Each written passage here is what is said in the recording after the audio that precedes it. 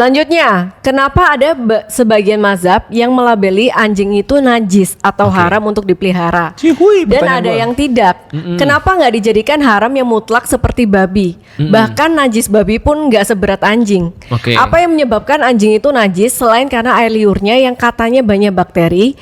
Ada nggak sih awal mula kenapa bisa anjing itu najis? Padahal lucu, nurut, dan pintar. Iya. Ini Raymond yang nanya ya? Ini Raymond. Raymond yang nanya nih. Iya. Jawabannya sederhana, balik lagi ya berarti ya. Itu kan adalah kehendaknya Allah ya. Cuma kalau ibroh balik lagi kita bisa untuk ngambil itu.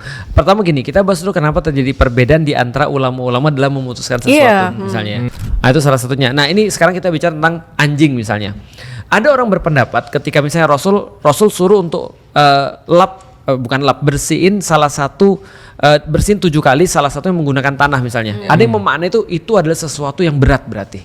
Ada yang memaknai enggak juga kok, itu cuma disuruh aja. Nah, karena perbedaan kayak gitu akhirnya satu menganggap ini haramnya atau najisnya najis berat, ada satu yang najis ringan, cuma tinggal sekadar dicuci aja.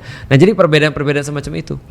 Jadi itu pendapat pribadi dong ya? Pendapat pribadi yang akhirnya jadi madhab. Madhab itu sebenarnya kayak apa ya? Kayak jalan pemikiran. Contoh misalnya kayak aku dan pengikut-pengikutku. Berarti Felix karena Felix itu mewariskan satu cara berpikir yang khas, pengikut-pengikutnya disebut Felixi misalnya.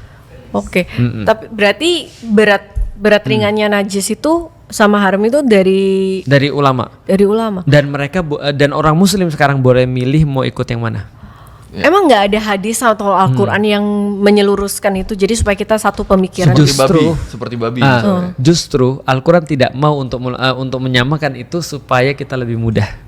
Kok bisa lebih mudah? Iya kan, kita punya pilihan. Kita bisa interpretasi. Free will. Bukan free will, pilihan. Lebih kepada gini, kita punya 2 pilihan fatwa kan, mau kita ambil yang mana. Tapi kalau satu hal yang pasti haram, misalnya contoh ya, durhaka terhadap orang tua, itu nggak ada perbedaan pendapat. Mau mazhab manapun. Zina haram, tidak ada. Itu yang mutlak tuh. Mutlak. Oh, jadi tuh Islam itu benernya banyak peraturan karena ulama-ulama ini. Ada yang berbeda-beda. Iya, betul. yang berbeda-beda ini. Nah, itu untuk memudahkan kita tuh. Enak kan? Iya. Tapi just to make sure sebagai penutup sebelum kita pisahin ini ke part 2 karena menurut gue ini like part 2. Aturan utamanya yaitu Al-Quran dari pertama ada sampai sekarang itu nggak ada perubahan sedikit pun. Al-Qurannya nggak ada perubahan. Tapi aturan dari Al-Quran yang diterjemahkan oleh para ulama mungkin bisa jadi berbeda. Tapi misalnya dari cetakan, edisi apa ini nggak ada berbeda dari awal sampai Nggak ada akhir. berbeda.